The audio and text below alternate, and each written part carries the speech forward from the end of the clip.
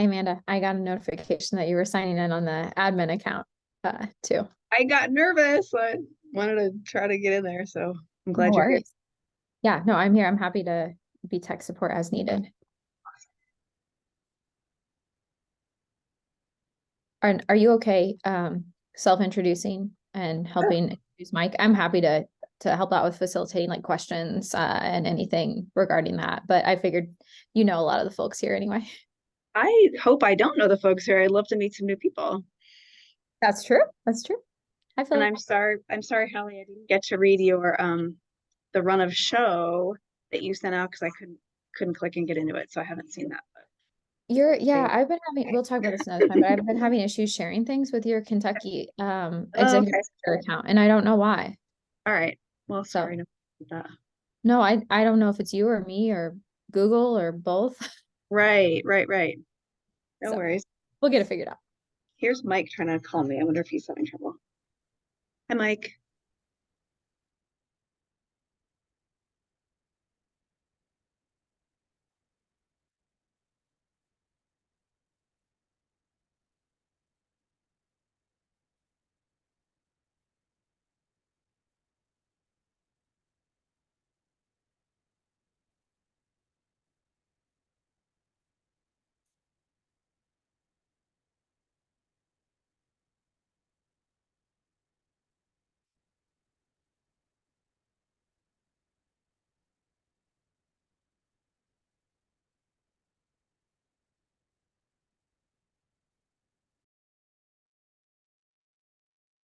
Amanda, is he having issues getting in?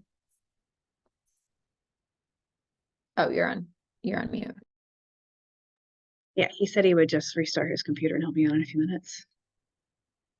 Um, yeah, I said we could just do a little welcome and round of introductions while we're waiting for him, if we wanted to do that That for sounds great. beginning. We're already recording, so that has already been started. But welcome to Academy Chat, our first in a little while.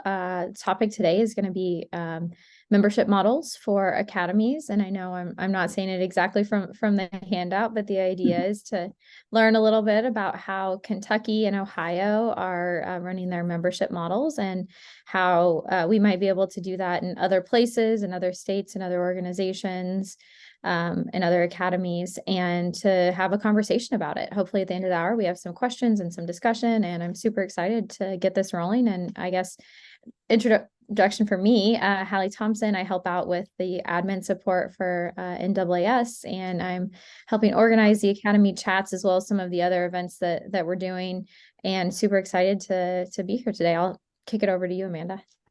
Yay. Thanks, Hallie, so much. I really am glad to get these events back up and rolling again. We've had a series of these, I think, starting back in 2020.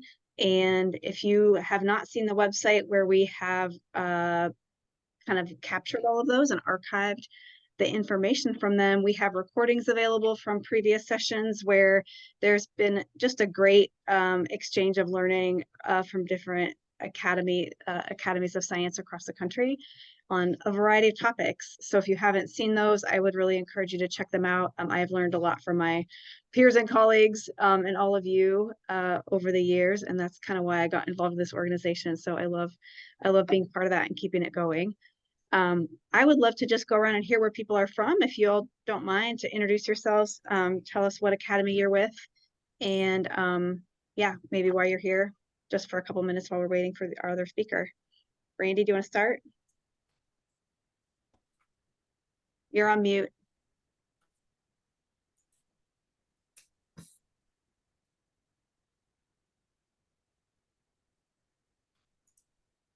Me? There's Randy. Okay. Okay, not me. You don't need me. I'm Randy Lenneman. I'm with the Nebraska Junior Academy of Science. Great. If everybody just wants to like pop in, just introduce yourself really quickly, what academy you're with would be great to hear. Hi, everyone. I'm Lori Jackson. I'm with the New York Academy of Sciences. I apologize for my voice. I'm in the middle of a virus. Oh, sorry. Well, my name is Philip Winchell. I'm a member of the Ohio Academy of Science, and I'm also the archivist for the National Association of Academies of Science. Hi, everybody. I'm Bob Helm. I'm with the Pennsylvania Junior Academy of Science.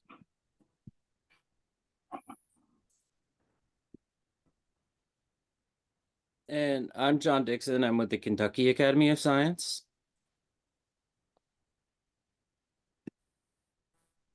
Laura Maupin, Minnesota Academy of Science.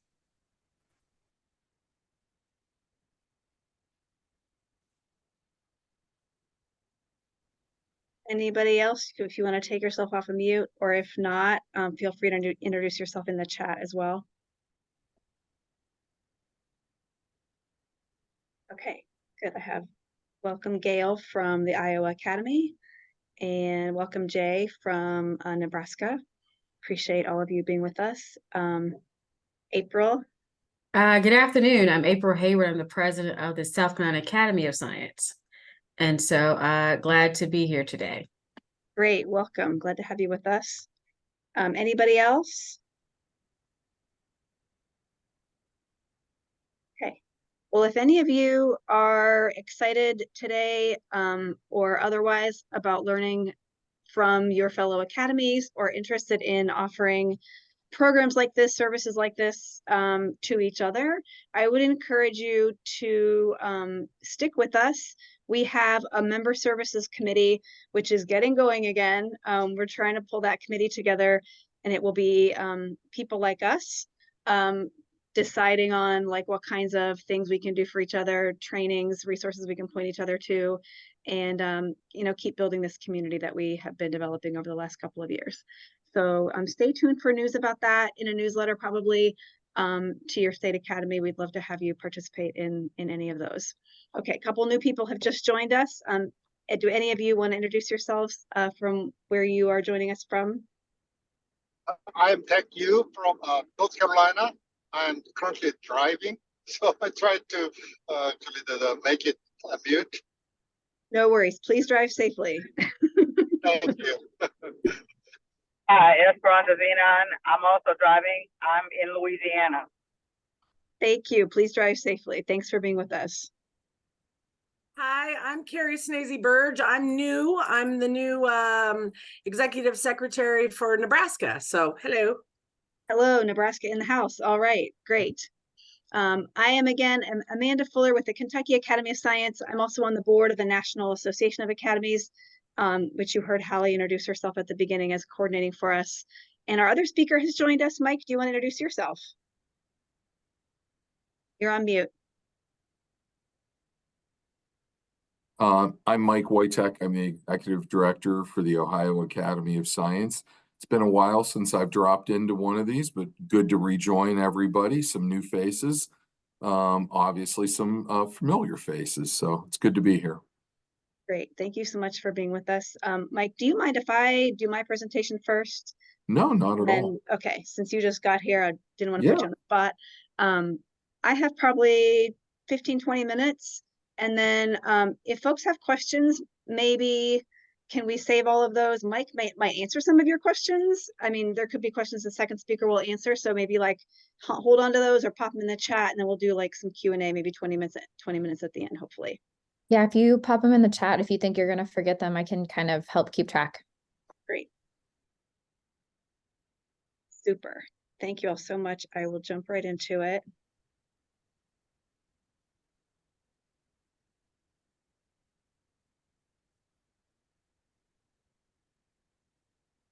Okay. Again, I'm Amanda Fuller. I am the executive director of the Kentucky Academy of Science. There's my contact information. I'll put that up again at the end. Our academy was a little bit late bloomer. We were founded in 1914, and I joined in year 99. So just after I joined, we had our centennial celebration. We do a lot of the same things that your academies do. We have an annual meeting, we have a journal, we have research grants and awards for our members, we have a junior academy, we have committees that do things. A lot of this has grown in the last 10 years, and you know, we'll talk about how we've been able to build capacity. But a lot of this looks like things that you do, you know, more or less in overlapping circles, I think. Here are the affiliates that we have. They're all over the Commonwealth. I really love this because I love to see the broad geographic display of where people are. They're a combination of public and private and small and large institutions. We have 26 affiliated academic institutions, one private research institute, and we would love to have industry affiliates. We've been working on that. It has been difficult, and I, you know, would love to chat with people about that if we want to, you know, talk about that at the end if people have questions or ideas about it. Our affiliate model looks like this.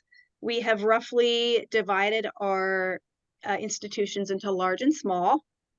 And the large ones pay $2,000 a year. The small ones pay $750 a year. We have not raised those dues in many years. I don't think we've raised them in the 10 years that I've been with the organization. We talked about it a couple years ago, but higher education budgets have been tough. And so my board members who are at those higher education institutions said, we don't think now is a good time to do that. We don't want to lose members. So we haven't raised them. We also set up an industry membership this past year, and we're really doubling down on trying to get those industry members into our scientific community. So we have a couple levels that people can join at if they are in the private sector. And we have lower level options that don't carry the same benefits. When I started on 10 years ago, we still had some academic institutions that were at that lower level that really weren't getting the full benefits of affiliation, and those have all come in. So now they're at the higher level and they're getting all those great benefits, which I think they're really happy with. So that's how it breaks down for us. You could sort this out a lot of different ways in your state. How did we get here? This wasn't always the case. In 1987, we developed, and I wasn't around, of course, in 1987 with the Kentucky Academy of Science, but they established categories for institutions. They developed an institutional membership category, as well as a corporate membership and individual memberships. But those institutional memberships did not have eligibility for individuals to join up associated with that. So those were just there. And it wasn't until 2008 that those affiliates then extended complimentary membership to the faculty, staff, and students. So that transformational change was because of John Matea, who was our president in 2008. And I dug out of the archives this picture of him, the mustache from 2008 from our annual meeting. So thank you, John Matea. I don't know where he is right now, but he did a lot for this organization in making that one change. So what happened when we made that change? We don't have all the numbers, but we have numbers from 1990 and we have numbers from 2014, and I have current numbers. So that membership tripled from 1990 to 2014, and that has been largely attributed to the change in the membership structure. So when I came on in 2013, our membership was a bit north of 2,000, and then we've had 63% additional growth basically in the last 10 years. So we're now at 4,600 members plus or minus, depending on how updated my database is. So it's really been a huge amount of growth in membership numbers. The way it works for us is that every institution that is a member has a contact who pays the invoice. It could be the president's office, it could be the provost's office, it could be the vice president for research and innovation, it could be the biology department. I don't really care who pays the invoice. Different institutions have totally different bureaucracies. So as long as I know who to send the invoice to, and also who the communications person is, I want to know who do I send press releases to, who do I send marketing announcements to at that institution. That's what I keep track of mostly. And then I send those invoices out annually. Our database, tracks all that for us. And then when we get the dues from the institution, we send a press release out to their whole campus community that says, hey, you can join for free. Here's the link. Here's how you do it. It's super easy. When I send those renewal letters and invoices to the members, those letters are highlighting kind of like an annual report, like what we're up to, what programs we have. that you can take advantage of, how we're serving our members, you know, all the benefits of being part of our scientific community, and also some specific numbers highlighting how people from their own institution are involved and how they're benefiting. So if somebody from their institution got one of our research grants, if they got awards, if they're serving on the board, all those things I like to highlight, you know, so that they can really see as tangibly as possible how their own members are, how their own, you know, faculty, staff, and student are benefiting, and you know, so they see what the benefits are to their institution. So we have a great database that's in MemberLeap, and it's association management software. It's really built for organizations like scientific societies, where there are institutions or businesses that are members, but also individuals. So after shopping around quite a lot, like we adopted this in 2017, and I'm very happy with it. I actually got NAS to start using it too, so now we're using it for the National Association. All the billing and invoicing happens in MemberLeap, and then when people join up as members, they use their email address from the educational institution to join up as individual members. So when they join up as an individual member, I know that they're already, for example, a student at Lindsey Wilson University or a faculty member at Murray State University, and then it's easy for me to sort people, do communications, just that institution if I want to, count up and keep data and all that. So it's really a great way to keep track of people in the membership structure that we use. MemberLeap also does communications, it does a newsletter, it does event registrations for our annual meetings and other events. It handles our abstract submissions and all of that. So it's pretty great. I would recommend checking it out. So if you are an academic institution, what are the benefits? Your faculty, staff, and students are eligible for individual memberships when you pay your dues to the Kentucky Academy of Science. Those individual members, for example, are eligible for research grants. We give small research grants to our members every year. We have applications for those, and we have an endowment that allowed us to start doing that. And actually, we have kind of focused those to our institutions that are not research institutions. So it was kind of designed to allow people at those smaller institutions, or, you know, if you're not an R1 research institution, that you can still get a few $1,000s, you know, to hire some students to do a project over the summer or something. So those individual members are then eligible to apply for that, including students, you know, can apply for some of those research grants, apply, or rather be recognized with some of the awards that we have given over the years. And then they get a small discount if they come to the annual meeting, if they're a KAS member. Some other benefits, of course, they get listed on our website and shouted out in lots of public communications, such as on, you know, slide number 3 of this presentation to all of you. We send them announcements when KAS members are doing something good, or if they get recognized for something, so they can shout that out on their own campus. It's another way for people to get recognized. And they love it, you know, to hear all sorts of positive news about what people are doing at their institutions. Also, this has been a really big deal in the last couple of years as the job market has changed. A lot of people are very excited about our job posting services. People are very interested in posting jobs on our website and in our newsletter that reaches 4,000 people. So that's been something that, you know, is like a member benefit of, like, if it's free to post jobs if you're a member. Another great benefit actually is that our institutions take turns hosting our annual meeting. So if you're big enough and if you have the facilities, we would love for you to host the annual meeting every 8 years, 9 years as we move it around. And so here's a picture from Morehead State University last year. We had an event in the evening at the Space Science Center, and they're a NASA affiliated research center, which a lot of people don't even know is there in Morehead, Kentucky. So it's a cool opportunity for institutions to toot their own horns, for leaders, presidents, provosts, faculty members, and so on, to really showcase what they're doing, showcase their labs, potentially recruit undergraduates. If we have junior academy students, participating in the annual meeting. Hopefully they have their eye on where they might be wanting to go to college, or, for the larger institutions that have graduate students, to kind of recruit our undergraduates, potentially as graduate students at institutions. So it is a good opportunity. They love to showcase what they're doing at their institutions.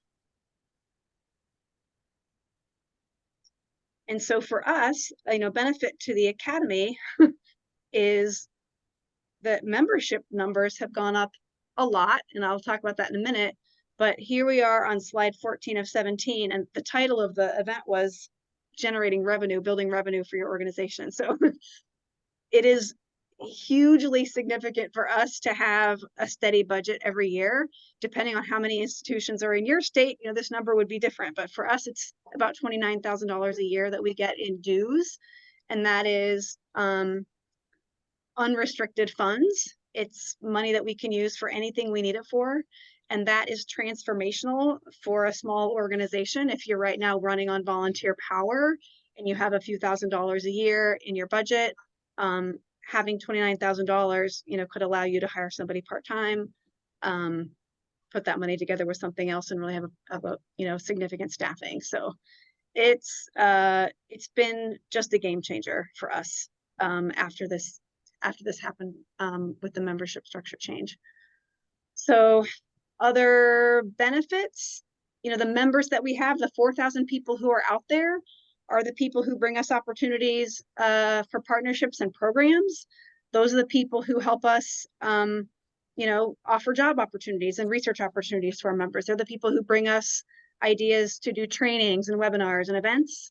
And having 4,000 members around the Commonwealth is really helpful for the policy work that we do. We have people in every legislative district. They know legislators. They, speak up when there are things happening in the state on policy that we want to talk about. They also populate committees that do outreach and engagement work. They participate in our speakers bureau. There's no way we could have had a speakers bureau 10 years ago, or 20 years ago. But now we have all these people who, have expertise in all sorts of disciplines. And that's, something that we offer to the public at no cost. And they come to our annual meeting, which generates a little more revenue in good years. Sometimes that's a break even. Sometimes we make money on the annual meeting. So that's revenue for us as well. So if you are excited and you want to try it, we have assembled some resources. Hallie and I can talk about these and point you to them at the end. Ohio has also sent in some templates and things to tell you more about how they do it. And we're going to post those on the NAAS website. So we'll get to that a little bit later, but I'll stop my presentation and turn it over to Mike. Okay. I did not do a slide deck, but I was going to say, Amanda, I'm very impressed. I'm also a little intimidated to go after that, but there are a lot of similarities in our membership model. Our membership model for institutional membership was really inspired by Kentucky. My previous CEO of the academies reached out, and we've modeled it in the same way. So it's driven primarily by academic institutions. We have somewhere in the neighborhood of, like 16 institutional members, 14 to 16, somewhere in that neighborhood. I believe, Amanda, you said your membership numbers monetized were about 29,000 a year.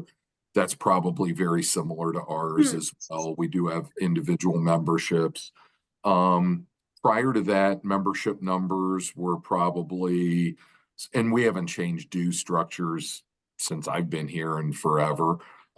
Same thing. I mean, I think academic budgets, higher ed budgets are always in conflict. It's funny when you said about finding the person that'll, that you send the invoice to and making sure there's continuity.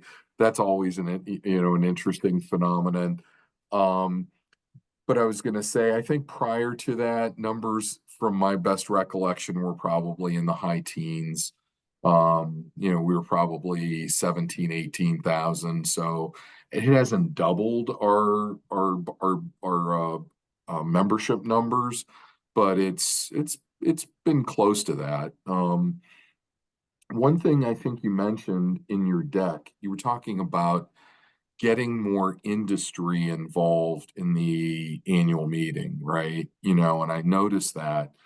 And I agree. And it's interesting because we are multidisciplinary. It tends to be a lot of the research at our annual meeting tends to be the natural sciences. Biology would be the largest subject matter, but you know, earth science would be a big one as well.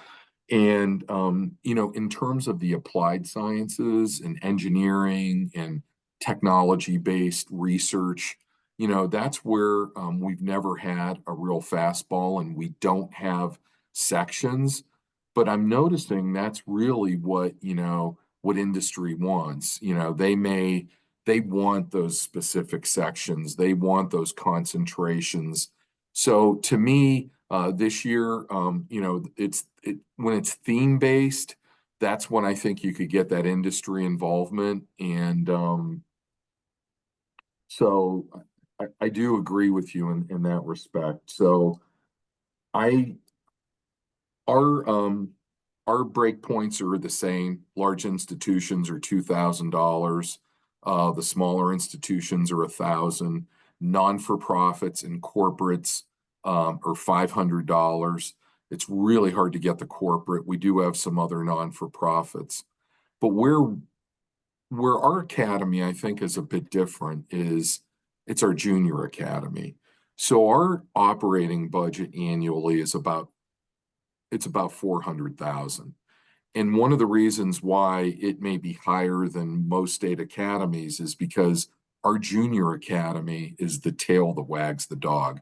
When I got here, we had the benefit of having a very extensive science fair network. Our state science day is now entering its 76th year. We are affiliated with the International Science and Engineering Fair. And in addition to that, in 2012, we were fortunate to pitch the state's General Assembly and get funding for a program that combines both STEM and entrepreneurship at the middle school and high school levels, just the same levels that our Science Day does. But it was about applying science and applying STEM to solve problems, pain points, marketplace opportunities. So they were not, you know, we expanded like students were expected to show a proof of concept, a scientific or STEM-based proof of concept, and create a commercialization plan. Understand the marketplace, understand competition, understand what sources of revenue they might be, can expect, operating costs, things that would go into a true commercialization plan. And if they had products that, you know, were viable, but maybe they weren't being applied, maybe a proof of concept existed, but somebody wasn't using that product in a particular way or to approach a different marketplace. Students would pick up on that, run with it, and create business plans for alternate applications of something that already existed. So it was really where STEM meets entrepreneurship, you know, and entrepreneurial action. And that was $1 million a year item that we received funding for. We were able to run the program with roughly 850,000, with 150,000 of that covering indirect expenses, things that the grant didn't directly, contribute to. But obviously, we've been around since 1891. There's things that we have to do in order to be an organization and to maintain itself. So that's really what's driven our budget. And so our efforts are to, attract interest in trying to develop workforce. That's the buzzword here in Ohio. I am sure it's the buzzword everywhere else. It's about developing workforce. It's about developing, a pipeline of STEM talent And that's why our focus goes so deeply into that junior academy section. So along with that, we've kind of levered that junior academy section. Amanda mentioned, to the extent that junior academy participates in the annual meeting, it's an opportunity for colleges and universities to recruit those students. Numbers around the Great Lakes Basin they've taken significant hits in enrollment numbers. And so they've realized the importance of retaining and, protecting the talent that's being, developed in state and being more competitive in getting those students to attend their colleges and universities. So one of the items that we've done with our institutional membership is to say, hey, it's $2,000 to enjoy these benefits, and the benefits are identical to Kentucky.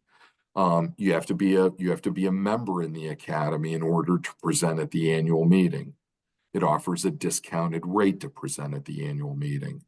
We also still publish a multidisciplinary scientific journal. Our copy editor, Phil Winchell, you can wave Phil, he's on the call. Phil is a fabulous copy editor. And that's an open access, that's an online open access journal. And it's published through the Ohio State University Library. And the benefit to the member is, if you're a member in the academy, you publish in that online open access journal with no manuscript submission fee, no page charges, and you work with an incredible editorial team. Dr. Barry Allred retired from the U.S. Department of Agriculture as our editor. As I mentioned, Phil's our copy editor. We have comments that come back from authors that say, hey, the publication experience was awesome. You made our manuscript completely better. And this was a good landing spot. So that's a plum. If you consider publication fees, right? They could be anywhere from $1,000 to $3,000 for an online open access journal. As a member, to us, that's what we sell. That's the fastball for selling an institutional membership, so that you can offer all of your faculty, staff, and students, opportunities to present and publish, and do it at a very discounted rate. And then the networking opportunities that those members have, whether it's at the annual meeting or any other events that we have. So the benefits to the institution, right? So having access to our broad cadre of pre-college programs, right? And being able to connect with them, not just as volunteers for, these pre-college events, but we've migrated all of our outreach to a URL-based platform, and it's called Project Board. If you want, I can, if you want me to screen share, Amanda, would that be okay? Sure, absolutely. If you can enable me. Let me see. I Either think how you should have permission. Is it not letting you screen share? Hang on. It said I needed to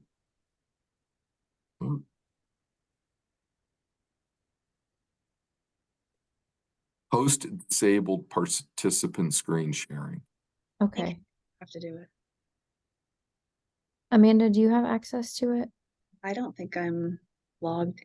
I thought I wasn't logged in. I think it handed host over to you when you got on the Zoom. Maybe. Okay, I'm not seeing an option to make Mike the co-host. Oh. It changed the setting back. I think you have permission now. Okay, let me. Yeah, I changed the permission earlier and it changed yeah, it back. Let's see. You were right. Okay. So can everybody see my screen then? Yep. Right? Yep. So this is our URL-based platform where, now how do I get rid of this bar so it's not in my way? I know what I'm gonna do. I'm gonna get out of the, okay. So this is our URL-based platform, and it's where all of our programs exist. Like this is the program that I was referencing. Ohio STEP stands for STEM, or Science, Technology, Entrepreneurship Program. And so we do use it as a place where all of the projects themselves are archived. They're permanently archived. You guys are probably familiar with Project Board from AJAS. Is that right? I mean, Amanda, you probably remember that, correct? We used it 1 year. Mhm. Right. So, this is where, the student projects reside. In this particular case, ribbons are indicating that they were recognized to move on to present in a competition, and they were recognized perhaps with a scholarship. But when you go in here, it'll have like, for example, their STEM commercialization plans here. It starts with their elevator pitch. They go on to do an executive summary. All of the components of that live here. In which case we do have sometimes there will be a video that goes along with it, and the judging could take place in here. It could be a part of the actual competition itself. What's really interesting about this is we created spaces in here where students actually develop their own projects. So the resources themselves, in terms of, I can't get rid of this bar up here. Why? Let me collapse it.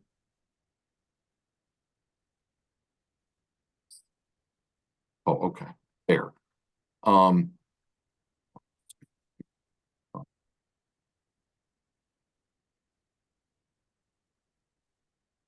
So when you're in Science Day or the Buckeye Science and Engineering Fair, like I said, all of our projects are here.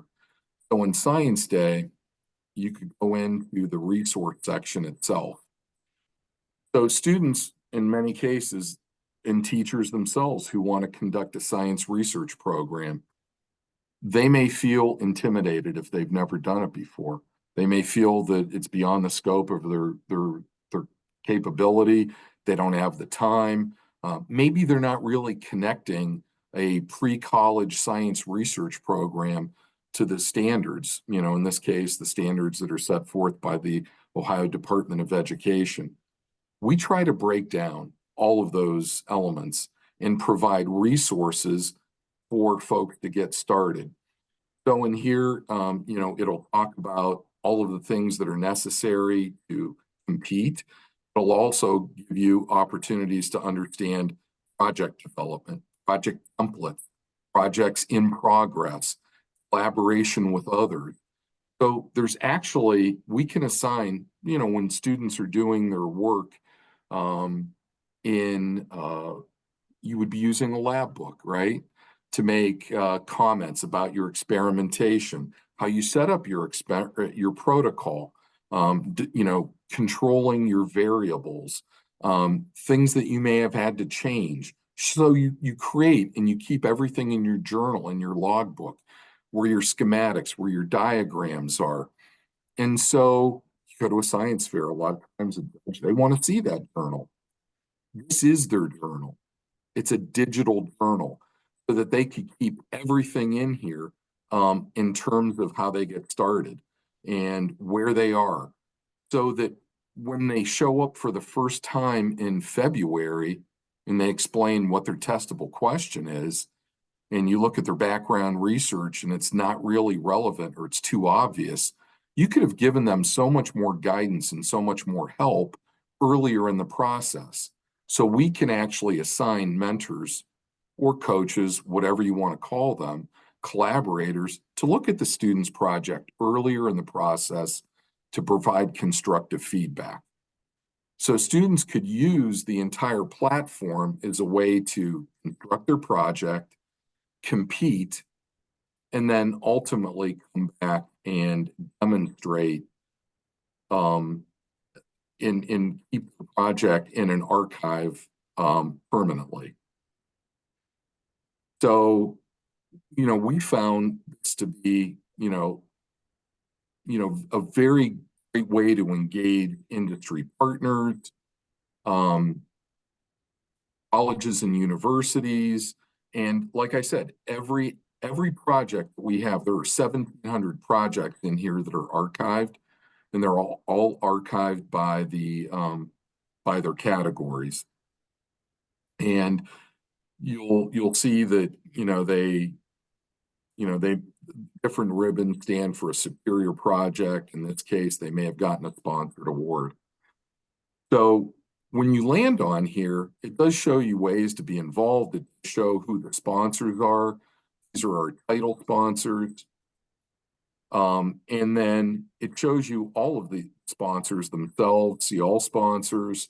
And what we're doing is we're actually constructing pages for them so that it not only links out, and right now it only links out to their website. If I click on here, it's going to go right to Ohio State's website or right to AmGun's website. All of our sponsors are now in the process of developing their own page. What can that page consist of? Whatever they want it to consist of. If they want to demonstrate new programs that they're offering in a particular college or division at the university, they can do that. If it's an outreach program that they're creating and they want to develop student interest, they can share that. They can craft and have access to their project board page 24/7, 365, except in this case, we're about 2 weeks away from launching the 2024 version. That's why we're not able to connect to their actual pages themselves.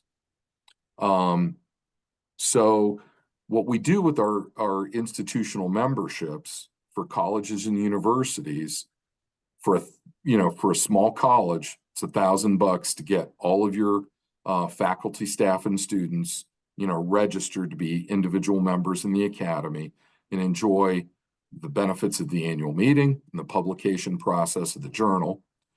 Or you can have access to Project Board and be able to further advertise, further demonstrate, the programs and what you've got going on at your college and university for an incremental $1,000 more. And then for another incremental $1,000, we will provide you access to student contact information, students that participate in all of our programs. So this is the first year that we've started to offer that. And I have to tell you, we've gotten a serious amount of inquiries, and I'm on the phone almost every day.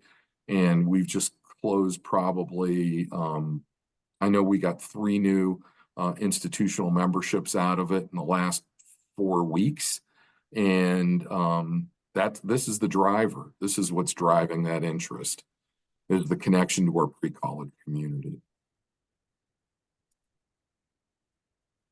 So with that, we were not included back in the state's biennial budget this year for our STEM and entrepreneurship program.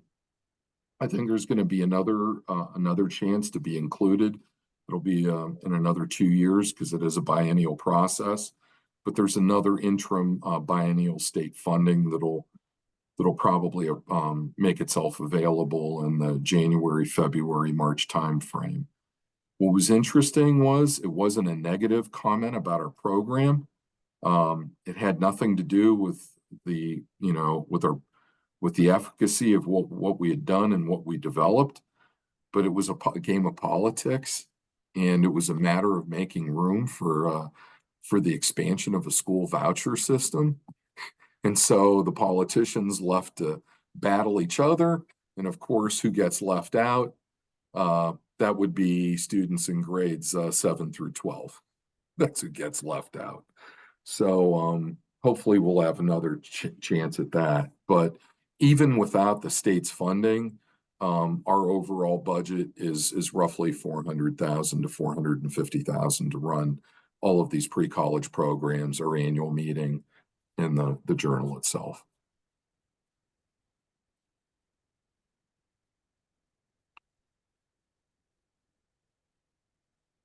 I hope that was helpful. I'd be happy to answer questions, and along with Amanda, just engage in some dialogue or conversation, anything that you may have in mind.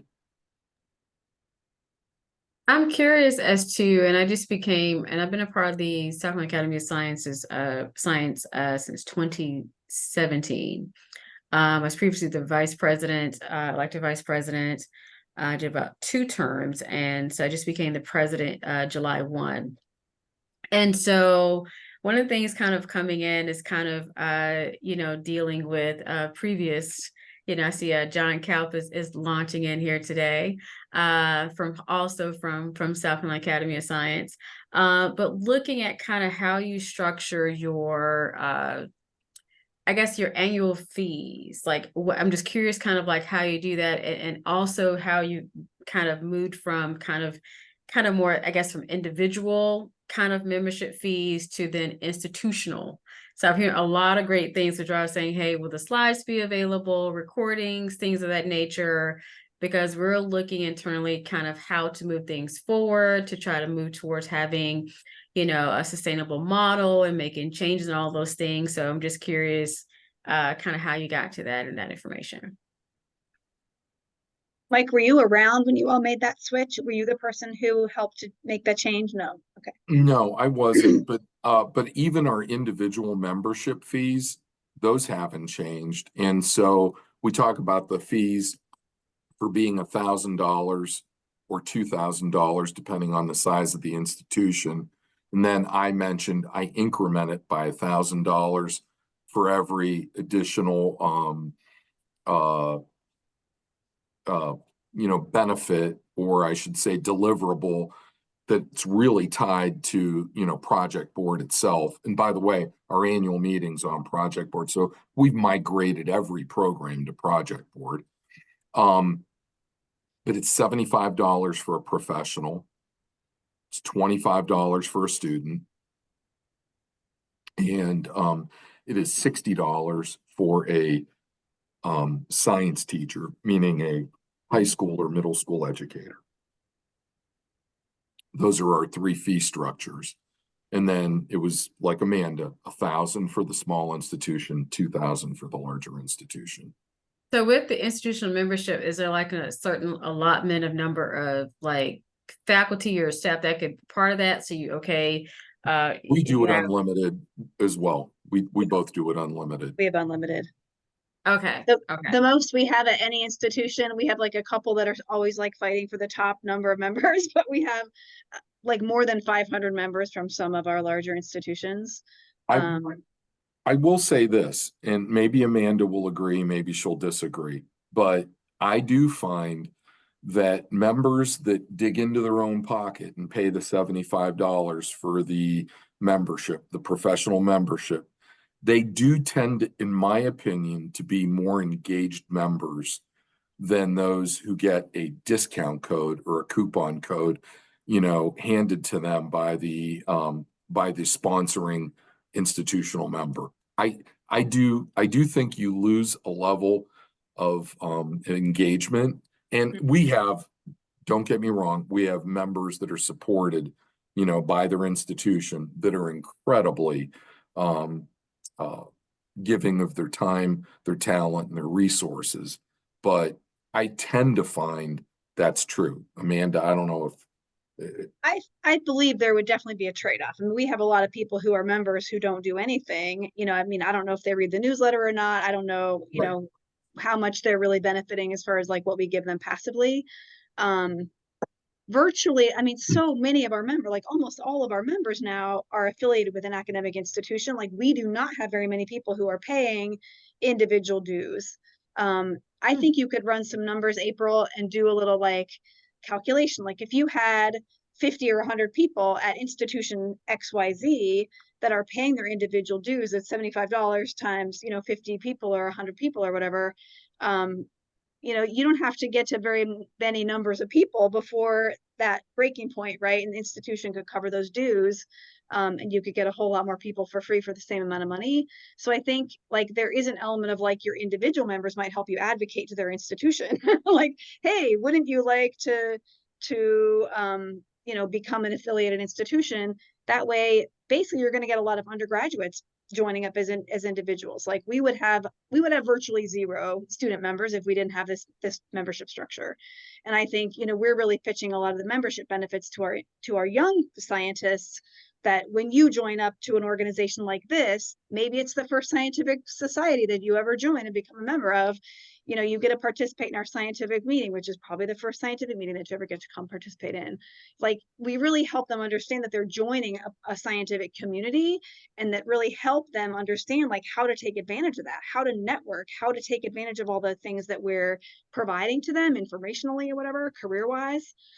So I think that angle is really the selling point to the institution.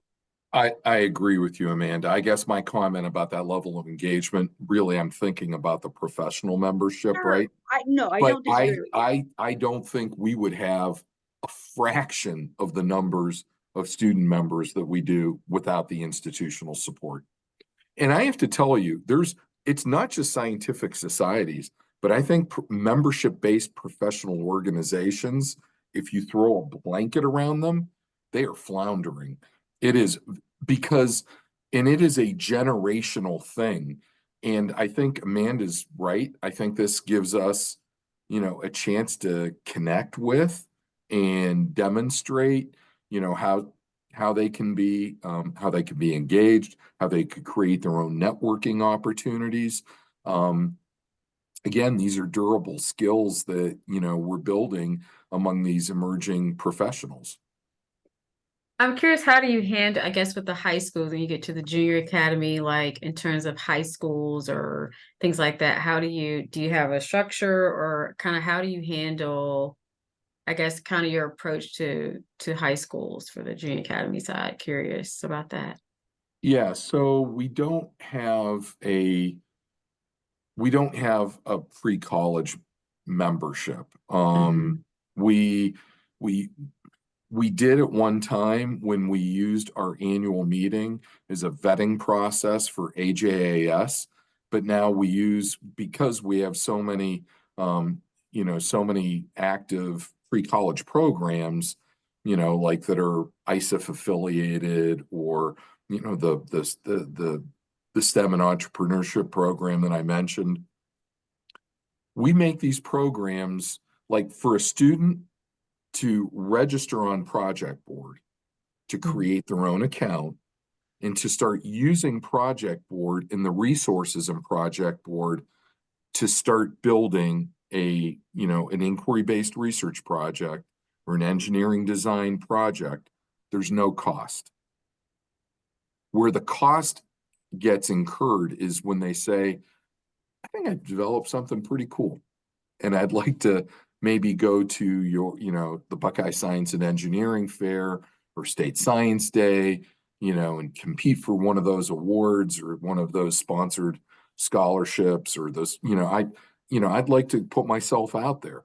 And then there's a fee to be involved in that, in the competition portion.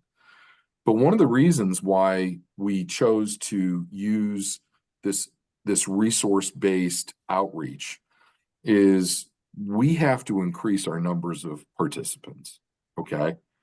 And one of the things that we've noticed in making science fair accessible, you know, for all students, is we have to get rid of these barriers.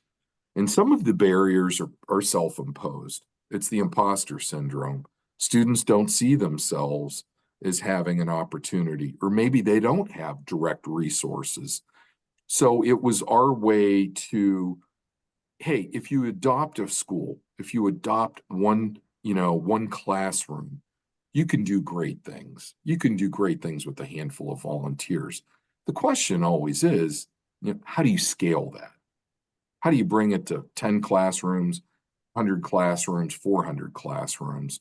And it was our answer to be able to scale it, you know. So if a student needs, you needs a question answered, we're there to answer the question. If they would like to bounce an idea off of a mentor, before they get into the competitive phase, they can do that. They can have access to get feedback.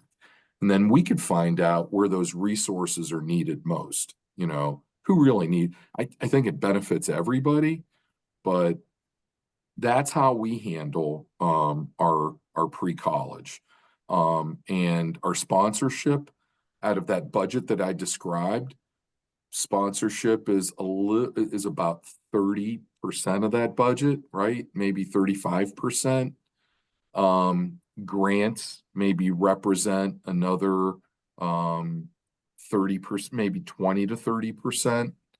And then program fees, students that move on that say, yep, I'd like to compete, I'd like to be involved. So that's kind of the mix. And then membership, advertising in a program that has something to do with it as well. Okay, that's very helpful. Thank you. Yeah, Robert. You're muted.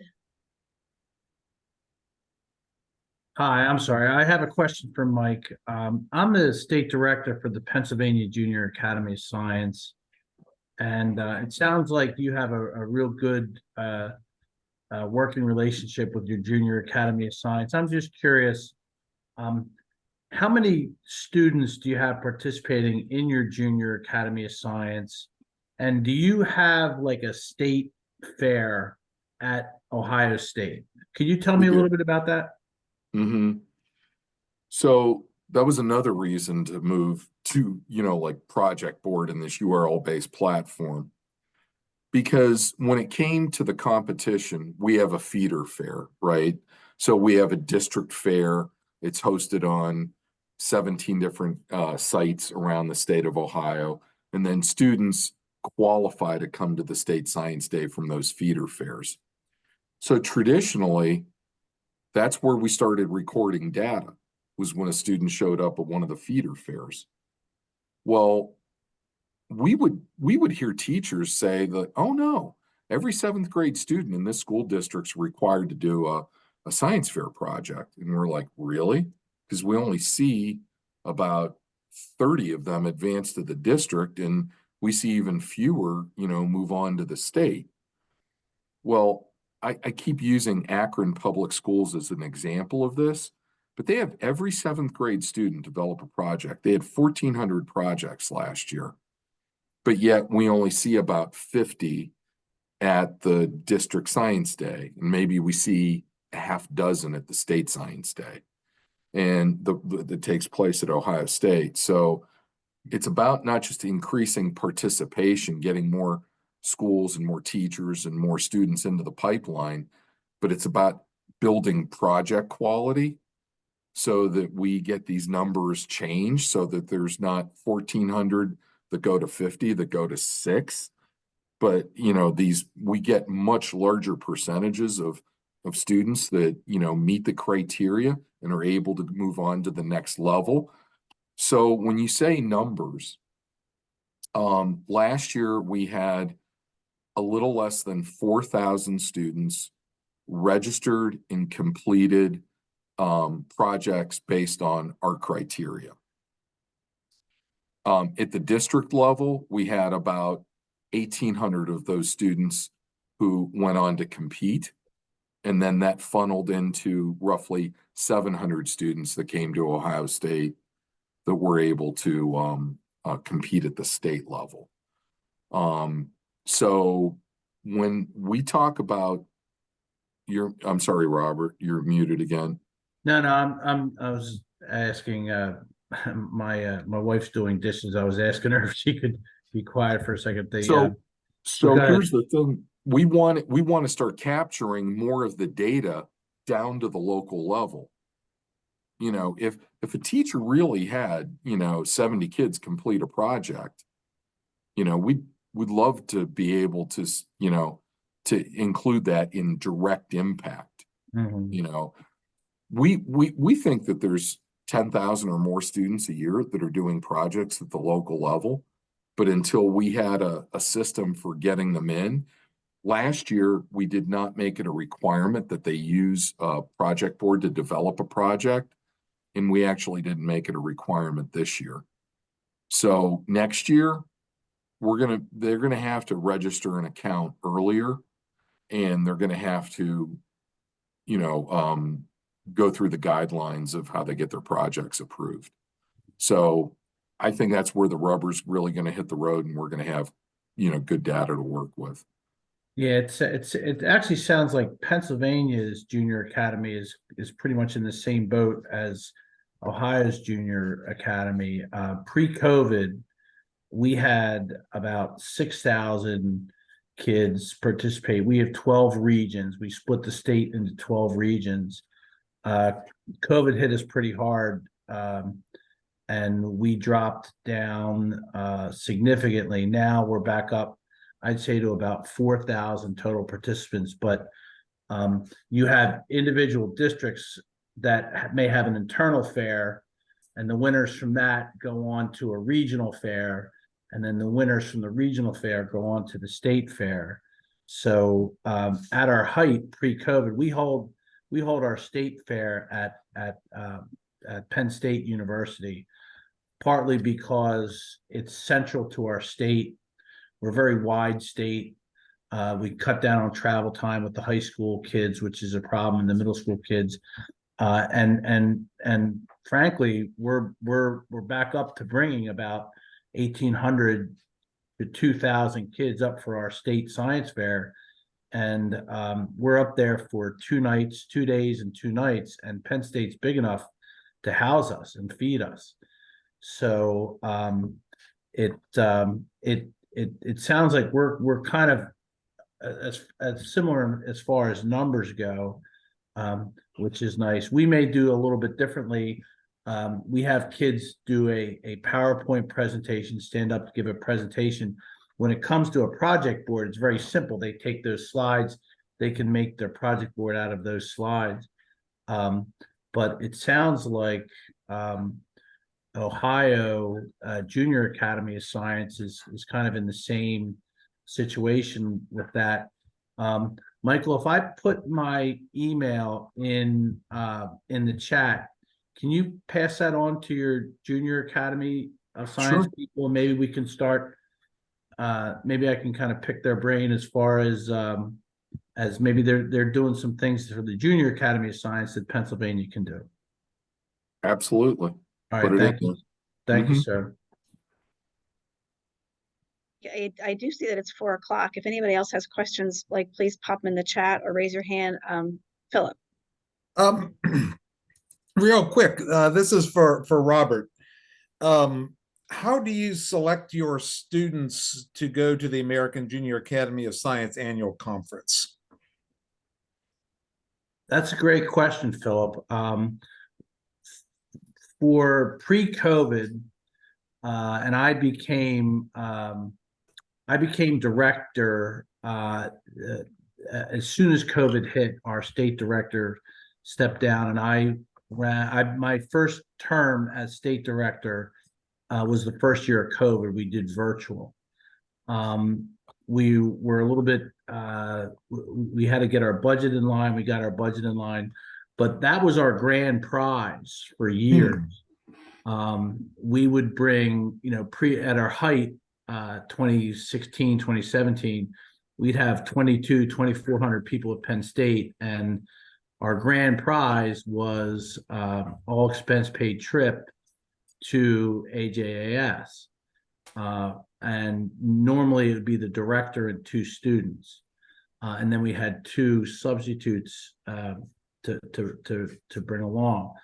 COVID not only killed our numbers, but it almost decimated our budget. So we're working our budget back up now. We have 1 student. We're looking to get back into the Pennsylvania Academy of Science and the AJS. We have 1 student who is looking to come. His father is looking to come as a chaperone. And we're at our meeting in January. We need to reestablish criteria And it's going to fall somewhere along the lines of years of participation, first place awards at our state competition, letters of recommendation, and commitment to the program. So we need to tighten up our criteria for that, and that's something we're going to do. And Robert and everybody, you're aware that registration for the American Junior Academy of Science Annual Conference is now open, and that there is a needs-based scholarship that students can apply for. Yeah, we've at our level, I've been communicating pretty frequently with our Pennsylvania Academy of Science people, and I think what we're going to do is we're going to try to work through the Junior Academy is going to try to work through the Pennsylvania Academy to maybe apply for that and get some of our kids in the pipeline with that. But that's something, Philip, that we there's been emails back and forth for about 3 weeks now, so we're working on it. Okay, Sounds great. like we may need another forum for people to talk about Junior Academy. So That would maybe be we great. should schedule that as a follow-up session. That would be awesome. That would be really good. All right. Yes, Laura suggesting an academy chat about scaling up support for students to do STEM projects. I think there are probably a lot of other states who want to talk about that. Awesome. All right. Well, thank you all for tuning in. If you want to get in touch with me or Mike, we are not hard to find. Thank you all for tuning in. I really appreciate it. Please share with colleagues if you have anything you want to share with anybody else. If you have ideas for future sessions, please shout them out to us. We are very happy to schedule more sessions like this so people can, like I said, learn from each other, share what you know, share what you're doing that's successful. That's what we're here for. So thanks for being here and have a great weekend. Have a great holiday. I think in January there will be some other sessions, so watch your calendars and watch for news for another session in the new year. Thank you. Thank you. Thank you. Bye-bye. Bye-bye, guys.